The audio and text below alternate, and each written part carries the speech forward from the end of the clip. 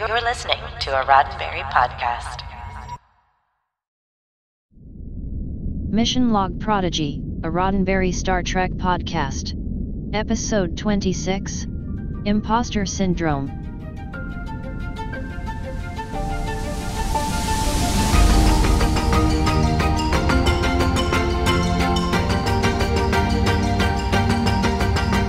Welcome to another episode of Mission Log Prodigy, a Roddenberry Star Trek podcast. I'm Marina Kravchuk. And I am Charlene Schmidt. Just like our flagship Mission Log podcast, each week here on Mission Log Prodigy, we discuss each and every episode of this animated series. We discover what makes each of them special, and we see if there's any morals, meanings, or messages that we have learned. This week, we have a case of imposter syndrome. Please remember that Mission Log Prodigy is an in-depth review podcast, so if you haven't seen this episode yet, you may want to put us on pause, watch the episode, and then come back to hear us talk all about it. That's right. Mission Log Prodigy is produced for YouTube and as a regular podcast. So please be sure to like and share and press all the buttons. Subscribe to us. Make sure that you're here on the Roddenberry Entertainment YouTube channel. If you're here with us there, or if you're just listening on a podcast of your choice, please subscribe. You can find us on Apple Podcasts, Spotify, Stitcher, wherever you'll find us. And you can also follow us on X, formerly known as Twitter, at ML_Prodigy. And that way you can keep up with all of our latest news and updates there. Before we jump into the recap, let's remind everybody why our podcast is so unique. We want to hear from the cadets, the younger Prodigy fans out there who would like to share their thoughts on the show. Starting today, we're putting out call for submissions for next week's episode, The Fast and the Curious. How do you do that? Here's a quick refresher. Please send us a 1 to 2 minute voice message at missionlog-prodigy@roddenberry.com and tell us the following. What is your first name and age? Did you like the episode? What was your favorite part? And what did you learn? The deadline for The Fast and the Curious is Saturday, August 10th. So please get your comments in before they can be featured at the end of our next show. That's right. And as we tend to do on this show, how about we kick things off in this episode by answering those very questions about the episode we're talking about today, which is Imposter Syndrome. So, Marina, did you like the episode? Yes, I did. This was, on one hand, a little bit of a last, oh my goodness. On the other hand, it was fun. It was a very nice connective episode. As Zero says, well, now on to the next crisis. So our threads kind of like not so much stalled as they paused a little bit. So we don't know what Essentia is up to. We don't know what Iltheron is up to. Our crew came back on board. And so, Rock is there. So everybody's back together again. And what's more, they now have restricted access. So there's, seemingly it's like what activity can they possibly participate in? Janeway is melancholic. The wormhole has been collapsed. So what happens with Chakotay now? We don't know. Yeah. So the whole episode, the purpose seemingly is to engineer, to jumpstart the next stage, the next arc of the adventure. So that part makes it very fun. I totally agree. Yeah, this is an episode that basically keeps the wheel turning, right? It's winding us up for the next leg of the adventure. And I agree, it was fun. In Trek lore, this is very much the holodeck malfunction episode, or at least an offshoot of that trope. And it's not really going to tie any of our hanging threads together. And that is okay because it accomplishes the goal of setting the kids on finding their way toward Chakotay and the protostar. And that part of things is exciting. Now that said, did I enjoy writing the recap for this episode? Well, that was hard. I'll admit it. I bet. I mean, how did you manage to keep all of them? I lost thread. I'm like, I cannot tell which Dal is real, which Rock is real. I'll tell you what, after I read it, let me know how I did.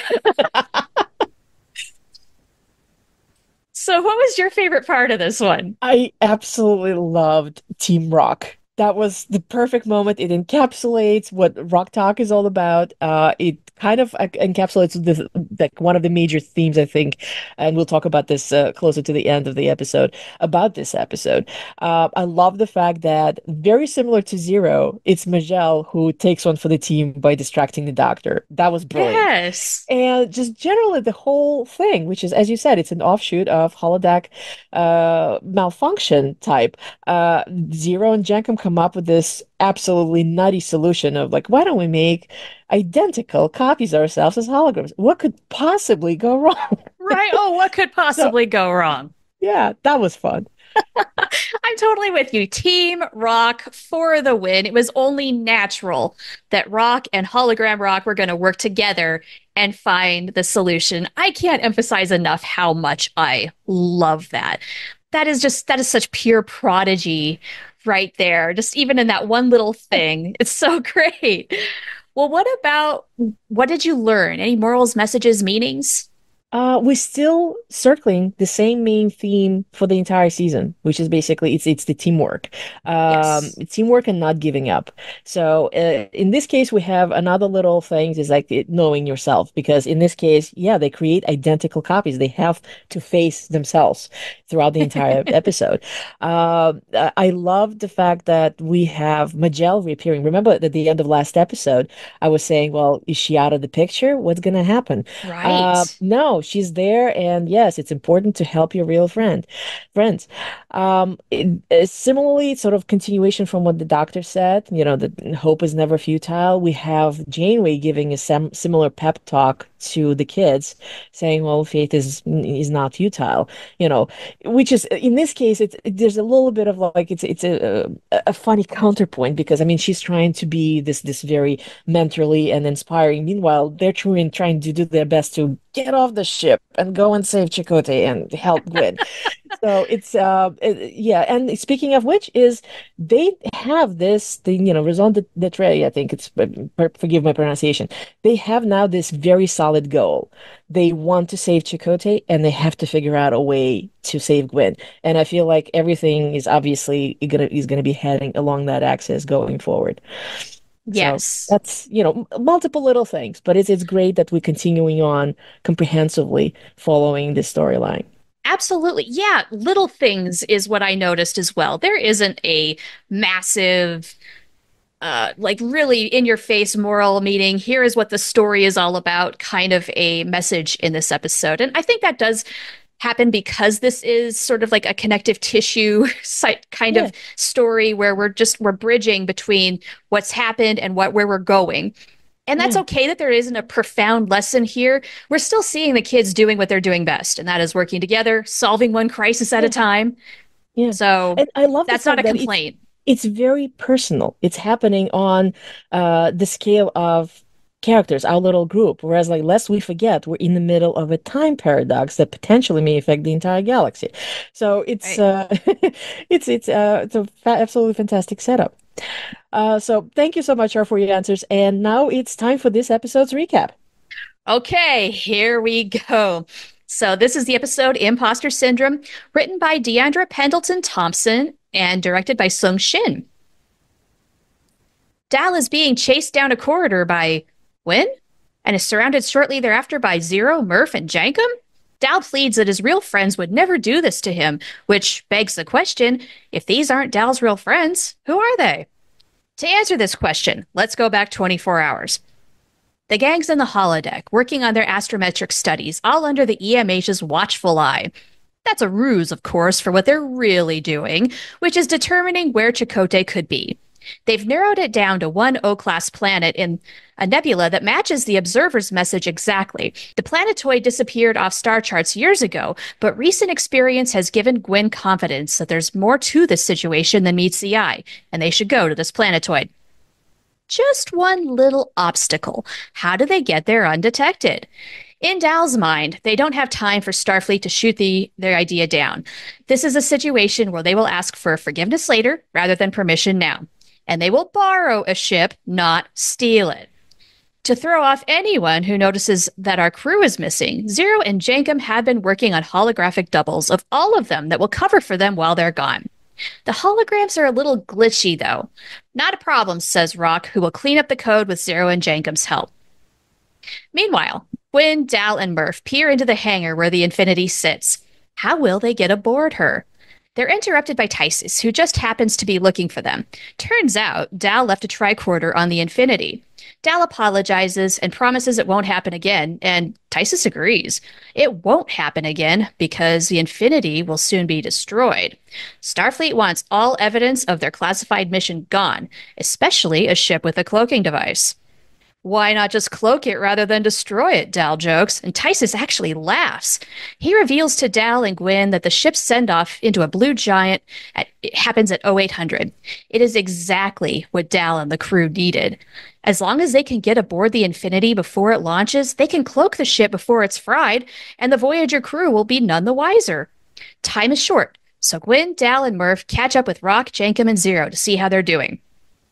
They walk back into the holodeck for a surprise, the Protostar Bridge. Rock finds it easier to think there. The team has just finished refining their holographic counterparts, and these holograms are fully loaded. They can trick scanners, they have personality subroutines, and they look identical to the real-life versions. Just then, Janeway and the EMH are at the door. He cannot wait to show Janeway how much progress the kids have made, all thanks to his mentorship, of course. Meanwhile, the kids scramble to hide their doubles because the holograms haven't finished their calibration. They'll lose all of their hard work if they turn them off, and they don't have time for that. Just as Janeway is about to use her override code in case something is wrong, Dal opens the door. She's charmed by seeing the Protostar again and praises the kids on how well they've handled everything they've been through. She assures them that no one could have predicted the paradox that occurred, but the Federation will find a way and set things right. But now, the task is bigger than any of them, and Voyager will soon set a course back for Earth. She leaves them back to it, and they cannot believe their luck. Everything is going perfectly. Maybe a little too perfect, in fact. The holograms are so identical to their counterparts that they now think the Infinity Heist is their mission, and now our non-hologram crew has to stop them. If the holograms leave Voyager, they'll disappear, and the kids plan to save Gwyn, Chakotay, and the Protostar will too. They make a plan. Each person will hunt down their own double, then regroup before launch with time to spare. If only it were that easy. Hologram Zero encounters Dal, and in hardly any time at all, accuses Dal of being a rogue because Hologram Zero can only read holographic minds. Then Dal runs into himself, and a fight almost ensues, but the clock is ticking. 30 minutes until launch. While on the chase, Zero bumps into Majel. She begins an apology for being distant as of late, only to see Zero's duplicate also in the corridor. Zero asks if they can continue this conversation later. They just aren't feeling like themselves today. Cut to Jankum, who's caught up with Jankum. To prove who the real Jankum is, Hologram Jankum proposes a test of who has percussive maintenance pitch on a broken replicator. Real Jankum gives it a valid attempt, but Hologram Jankum gives the machine back to life with one solid thump. This confuses Jankum. How can he know if he is real? Is he Jankum? It's a Pog-pocalypse! On his way to the holodeck, Dr. Noam sees Jankum in crisis in the corridor and asks if he would like to talk about it. There's no time, Jankum yells as he runs off. No matter. The doctor loads his tropical island retreat program as originally planned. In Cetacean Ops, Rock and Hologram Rock decide that working on the problem together will help them determine who is real and who isn't. Go Team Rock! Meanwhile, Hologram Gwyn has deceived Dal into a trap, and that brings us back to the chase at the start of the episode. Just as the holograms of Zero, Murph, and Jankum are about to attack Dal, Gwyn comes to the rescue. But time is shorter than ever. Janeway announces that the Infinity is 10 minutes away from launch. The kids surround their holographic counterparts, but before a fight breaks out, Rock and Hologram Rock interrupt with a solution. If they overload the ship's holomatrix, that should reset their holographic counterparts, and they'll have no recollection of their mission to get to the Protostar. Both Rock Talks press the reset button, and the overload wreaks some havoc. Not only do the crew's holographic counterparts flicker offline, but so does everything else holographic. This reboots the EMH, whom rematerializes right in front of the kids on their rush journey into the hangar. Before he can cause too much of a delay, though, Majel interrupts. She has heard that the EMH is a skilled opera singer, and would he be interested in giving her a vocal lesson? Of course he would. And off they go. So Dal, Gwyn, Rock, Jankum, Zero, and Murph can make their way to the Infinity. They arrive just in time to see the ship launch. But Dal's not the only one in the group who can think on their feet. Gwyn masks an emergency transport and they beam aboard. Once out of scanner range, Jankum activates the cloak as the Infinity seemingly burns into the bright blue sun. As they set course for the nebula, Rock notes that their holographic counterparts should be rebooting right right about now. Her tricorder registers a tiny irregularity, but it's probably nothing, right? Cut back to Voyager's holodeck, where the holographic counterparts have indeed materialized, but not with their correct voices. Dun dun dun. To be continued next week. So, how did That was that go? fun. That was great. Do you know something? You actually got a really good handle. At one point, I'm like, oh, yeah, that was the holographic one, not the real one. And I flipped them in my mind. So, yeah, it was kind of hard to keep track of which one's Look, which. it was really hard to keep track of it. The Oh, episode did a great job of confusing you and making sure you weren't sure who was who. yeah, Like, you have to watch really, really, really closely. And several times, as I did. yeah, Well, how about we get into some observations? Because there's some fun stuff yeah. Oh, yeah. happening in this episode. Like, we're just dropped right into the action with this intro. And I love stories that just drop us right in and waste no time creating the intrigue of, like, okay, well, how did we get here? And then we go back and tell the story. It works on me every time. Yeah. Yeah, it's a great technique to do this because it grabs you. It's like, why on earth are they chasing Dal? That's kind of counterintuitive.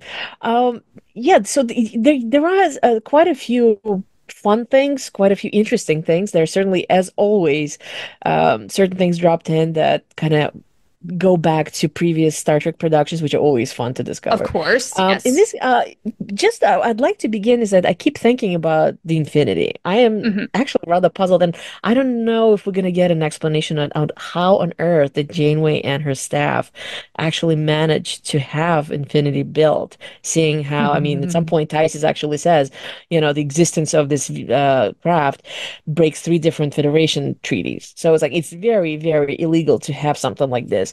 Yes. And how did that come about? And I mean, in this case, so yeah, the order is given, Infinity has to be destroyed, which I find a very clever way of doing this, which does happen similar ways sometimes. I mean, you're just launching it into the star, and that's it. The star is going to take care of it. Yeah. The It's such a very, good very fun. question, though. I Yeah, mean, really, how did this whole thing? I get it, it's a classified project, but yeah. yeah, how did we get here, I mean, I would Starfleet? not be surprised if it was an idea that Janeway conceived of. Remember that all our conversation about taking risks and, coming up with crazy solutions. So it's quite possible. And in this case, yes, it is classified. Nobody knows that it's there. But if somebody does find out, Federation's going to Then have a what? whole lot of trouble, potentially. That's right. That's Yeah. right. One thing that I really appreciated about this episode was that finally Dal acknowledges at the top of this episode about locking the door to the holodeck. Like, this is kind of a funny thing that happens throughout all of Star Trek. Like, people just walk right on into your program, no big deal, no privacy. No one thinks to lock the door. There's not an automatic lock on the door. I don't get it. But he finally wised up and did lock the door when Janeway and the EMH stopped by. I thought that was Yeah. funny. I love the fact that, uh, you have this moment when they walk in, Janeway and the doctor, and as Murph is doing this a lot this season, at least so far, where he kind of Sad. sneaks up and does something. And Oh, there's like this very brief moment where he comes up with the mug of coffee and just hands it to Janeway. I'm like, he this is just does. Very hospitable. yeah, just completely out of nowhere. It's like blink and you miss it moment, but I'm like, that's fun. That Um, is fun. Speaking of fun things, and another food observation, because that is apparently my thing. Burritos are a part of Talaxian cuisine. I could not help but notice that because it got Listen. mentioned twice. Let me guess. They have Leola root. Oh, they bound to. It's gotta be. I mean, in this case, you know what? Talaxians seem to be very culinarily adventurous. I mean, what we know from Netflix is anything goes, whether it's palatable or not. This is true. Well, to take it in the complete opposite Um, direction, maybe I it's just the spiciest, most screaming burrito you've ever had, in which case I am down to try it. But if it's got Leola root, nope, sorry, I might no, actually no. pass. And I don't pass on burritos. Yeah, better not risk it with that damn root. Mm, Um, Something I found curious. Like, we already had this discussion previously where, like learning the consequences of one's actions, and Dell does tend to be on a very risky and reckless side of things. yeah. He again comes up on the spot with completely yeah, reckless idea on how to return to the mission. We're just gonna borrow the Infinity, go and do everything that we've been talking about, save Chakotay, return Protostar, help out Gwyn and everything. And in this case, we don't actually, I mean, you can kind of sort of see Rock kind of going like, oh God, we're digging this hole again.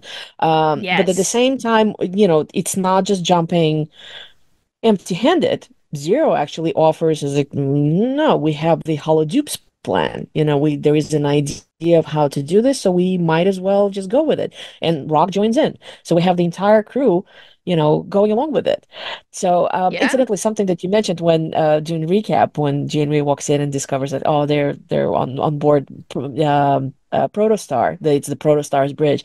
I thought it was incredibly, well, it was sweet, of course. It was also very sad, the fact that Rock says, oh, it helps me think. Because as far Hmm. as we know, Rock Talk is actually the one person who spent the most time on board Protostar. Remember Time We don't know how long she's been Yes. stuck there by herself, learning all that science. So yeah, it's a wonderful, sweet and a little bit sad touch to this scene. Yeah. Yeah, that's a very, very good point. Thank you for mentioning that. Yeah. Rock, I found it interesting that everybody did get on board with Hmm. Very Dal's quickly. point. Like, Yeah. yeah, we're going to do this reckless and risky plan this time. I have more to say on that a little bit later, but I definitely want to talk about holograms just a little Hmm. bit because holograms have always been a little problematic throughout all of Star Trek. Most of them aren't as complex Hmm. as, say, the EMH or hologram Janeway, and they're just harmless fun. But they always require a lot of code, and the more features you add to code, the more that can go awry. I know Yeah. this as a programmer, and this can include making holograms too Too. good. And Yeah. I thought about the TNG episode Elementary Dear Data, where Geordi programmed a hologram to defeat Data, an android, and all that went completely awry there. I feel like Rock Talk did a similar thing here. She did Yeah. too good. She did A plus plus work, and it actually backfired. Just generally, I mean, this is like the very end of the episode. The whole thing with the holograms coming back after the whole matrix resets and the Yeah. personalities are all switched up. That was hysterical. I mean, we get just a very short scene where, Dal all of a sudden speaks with this Zero's British accent, then Gwyn just making random beep boop boop noises. Uh, that was brilliant. And It again, was. something that we'll talk about later when we have the lesson discussion. It's something that kind of struck me as, when Jankum is having his breakdown, Pog-pocalypse, he has some Yes, really yes. witty puns that. Dr. Noom suggests having a sit-down session with him. It's like, wasn't Dr. Noom a medical doctor in season one, and now he's a counselor? When we were just starting rewatch, remember I kind of wondered like, what would Dr. Noom think about EMH running around his sickbay? Two doctors. Yeah, exactly. Now it looks like no, it's EMH is at least part of the medical staff, and Dr. Noom is. I don't know, switch specialties perhaps. So that's a Yeah. curious little thing. Unless he was always a counselor and it just came about that he was advising Janeway not to drink that much coffee. I mean, it's possible that he's also cross-trained, both as a Yeah, medical yeah, doctor and as a psychologist. yeah. But that But was like a very, very sudden. I'm like, oh, he's a counselor. Okay. right. Well, and I mean, I guess the EMH has his 10-step programs, I, has his own branding of this sort of help. And so maybe this is just a thing now that they do in the profession. I'm not 100% sure, but it yeah, is interesting. yeah. You mentioned earlier the Pog-pocalypse, and there are so many goofy puns and quips in this episode, and Dal and Jankum especially get in Yeah, on this action especially really hardcore. Jankum again, yet Again, again. it's so Yeah, good. this It's so good at imposter. this. I love it. So when he at the end when it's like, the finally the Matrix reset is and Jankum is like, okay, Jankum is Jankum, existential crisis averted. It's just so funny. He's being super serious. Oh, yes. And you know what? Another thing that kind of it also harkens back to Voyager. I remember when I think it's actually holographic Jacob that says it. He's like, we have a Hanonian pickle. How on earth does he know about this? This was such a random, a very deep cut just thrown in there for those who are don't remember or not aware, this is going way back into early seasons of Voyager, where the crew is stranded on Hanon 4, and all they have is basically they find some eggs and some pickles. There's very long cucumbers, and it's Yeah. just so completely random. It's like, yeah, that's it. So incredibly random, but if you need to look it up on Memory Alpha, it's probably up there now. Yeah, I'm sure.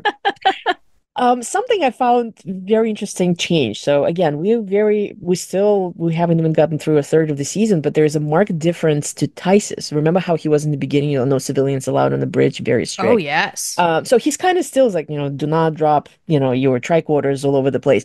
But he's become far more sympathetic. I mean, he says, Oh, things like yeah. these kids have been through so much and they're dealing with this so well. So he's become much more caring than he was at the beginning.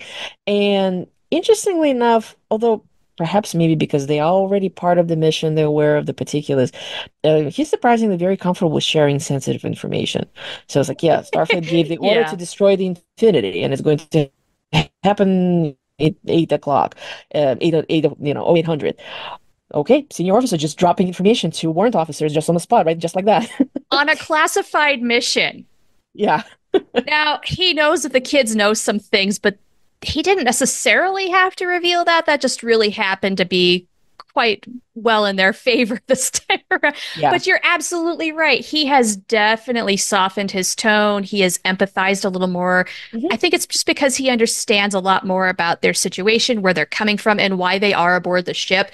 He's not the only one either. I mean, Dr. Noam caring about Jankum's well-being, Hmm. it's a similar kind of a thing. Like they are definitely being a lot more friendly and Yeah. open, a softer approach to them. They're finally coming around, and I love how this all cramps the kids' style in the most compassionate way. Yeah.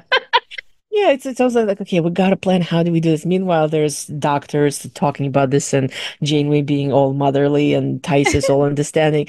And it's kind of amusing that in this case, it's the senior officers that unwittingly provide the key details to, how do you borrow the Infinity?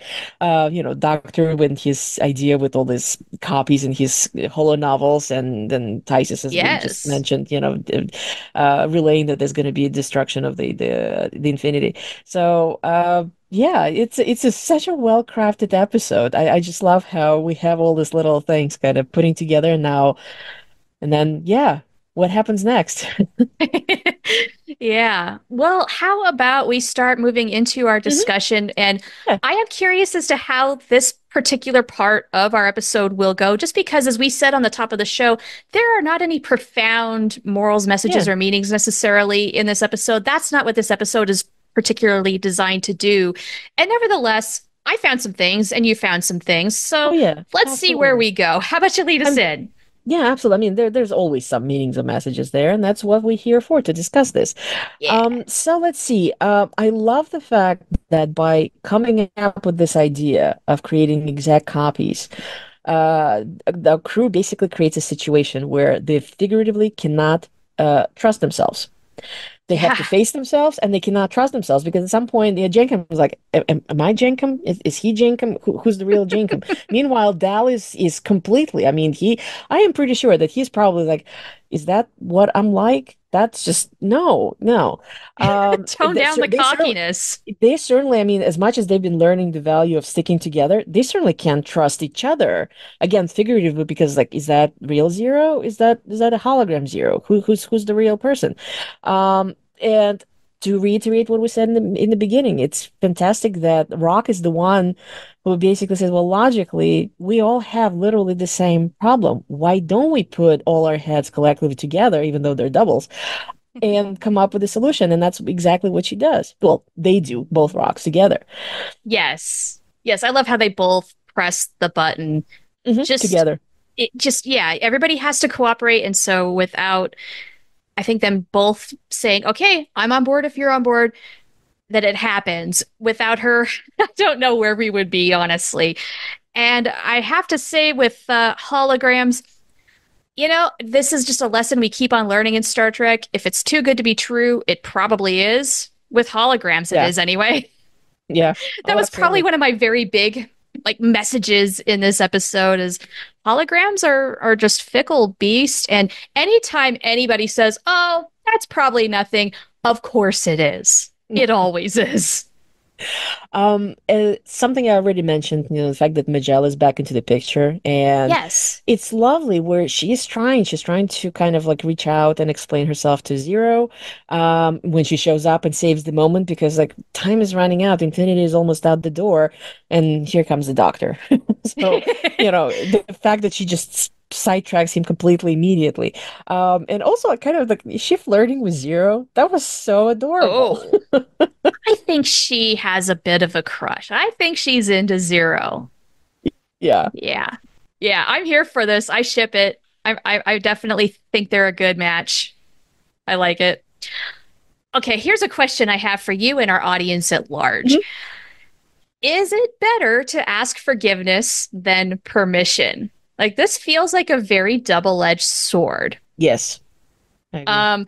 More often than not, I would say this is not a great message necessarily to put into a kid's show because you want kids to learn the rules before they break them. Yeah. And Dal has definitely seen his share of trouble by not doing this. But I also have to confess that I think Dal is right here. Starfleet would just shoot them down. And so by going through the motions of that, not only would they ruin their chances, just nothing would happen. So he is in the right here, I think. What do you Yeah. think? Oh, I agree. But it is, again, kind of comes down to finding the balance because you don't want the better ask forgiveness than permission to deteriorate into the ends justify the means. Yeah. That could become a big problem. But in this case, you are right, specifically because of the circumstances of this particular mission. Because let's see, we already lost the wormhole.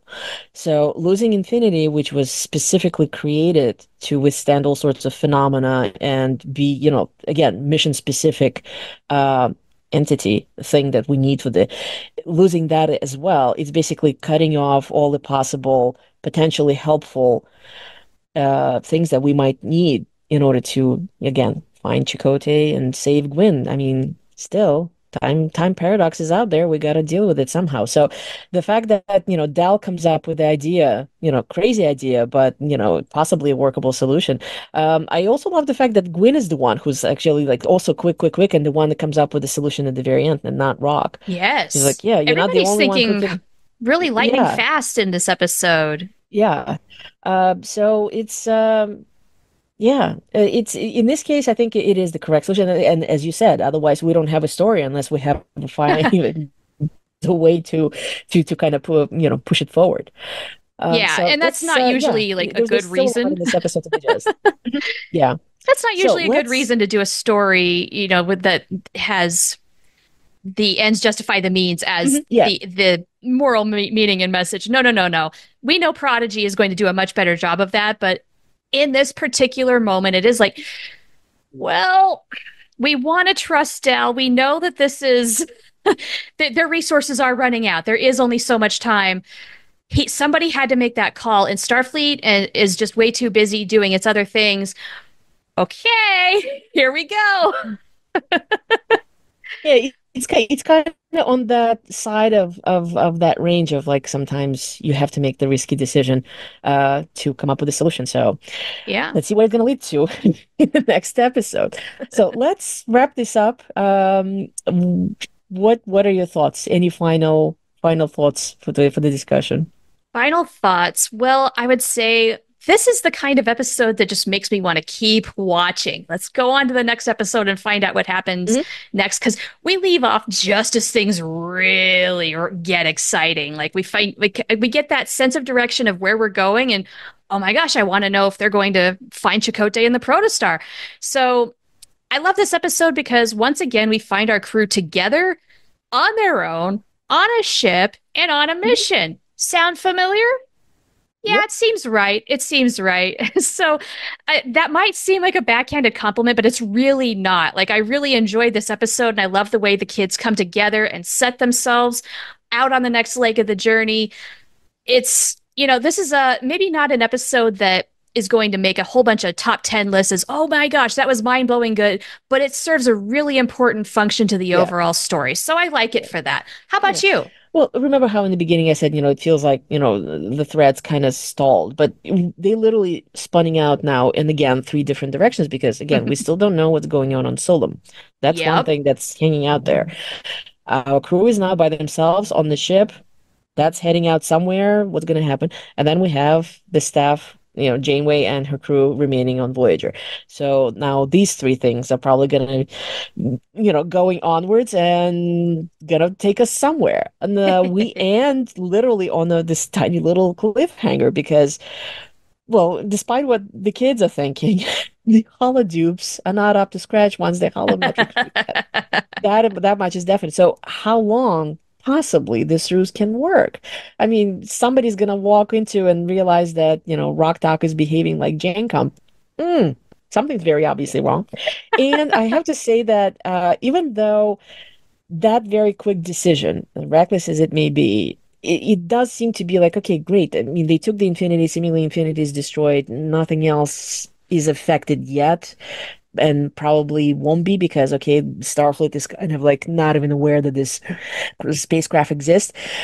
But can you imagine Janeway, like the headache of dealing with eventually finding out that she has missing teenagers and she has stolen, oh, pardon me, borrowed very illegal spacecraft out there somewhere. Mm-hmm. So it's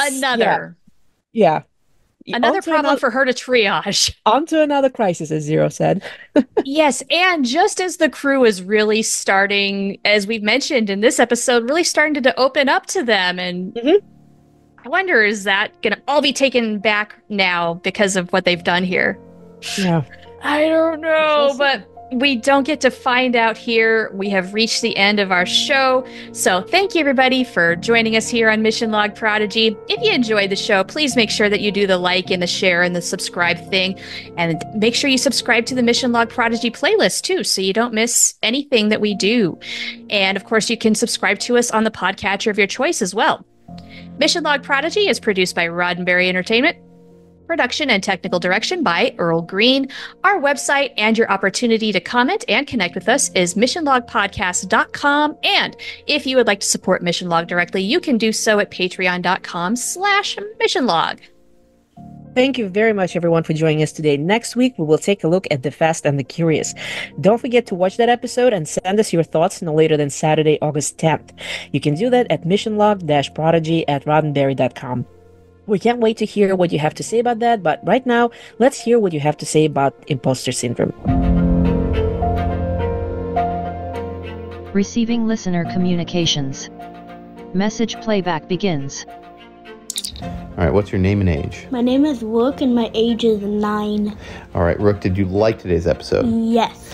What was your favorite part of the episode? My favorite part of the episode was when the holo doubles locked the real ones in the holodeck. Yeah, I like that too.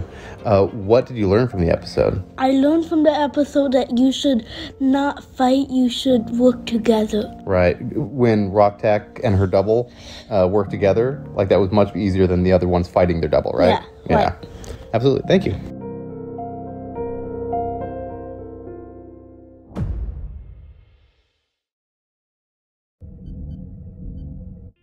This is a Roddenberry podcast. For more great podcasts, visit podcast.roddenberry.com.